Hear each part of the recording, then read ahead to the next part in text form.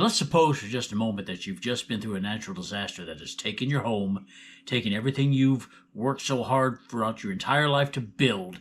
The danger has passed, and all you want to do is to get back and begin the rebuild, the healing process, get on with your life.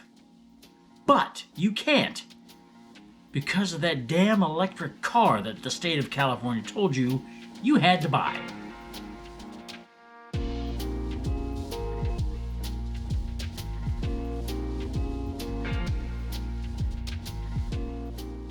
So the Eaton and Palisades wildfires in California have finally been contained, and it's just tragic. There's the loss of life, the thousands and thousands of other lives that have been displaced, billions and billions in property damage, and the cleanup effort is only now just kind of starting to get ramped up.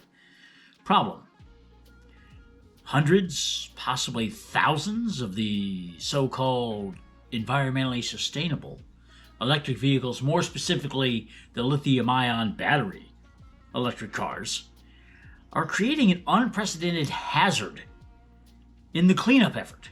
There's a lot of people there that haven't been able to return to their homes yet because of the dangers of toxic gas emissions, or worse, from damaged EVs on the streets. And that's not people that are opposed to lithium-ion battery EVs saying that. That's coming from your United States government's Environmental Protection Agency saying that batteries in burned out EVs are still, quote, extremely dangerous. The EPA is also warning that batteries that appear to be intact, and I quote, let me read my notes, can spontaneously reignite, explode, and emit toxic gases and particulates even after the fire is out.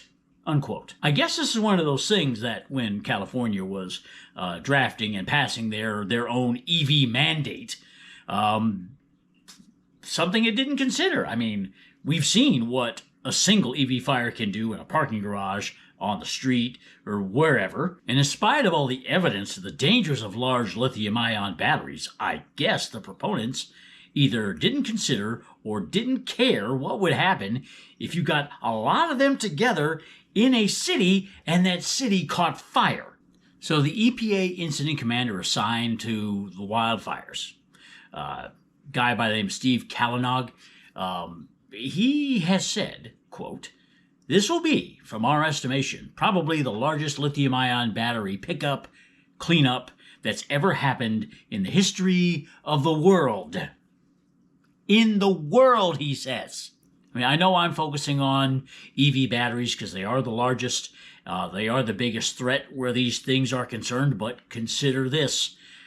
All the other lithium-ion batteries that are present in these burned out areas, golf carts, cell phones, laptops, earbuds, e-bikes. Oh, my e-bikes probably are almost as bad as EVs in my opinion.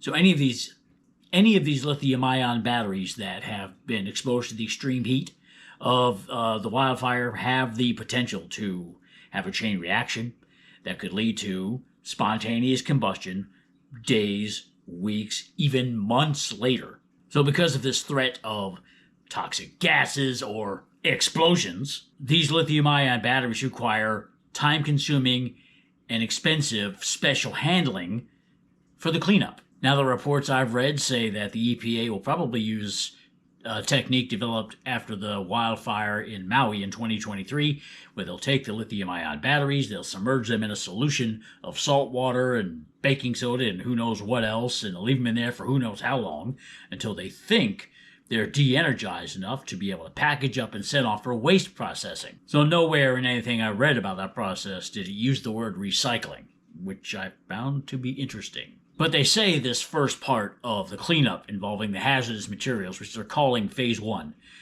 they say it'll take 6 months.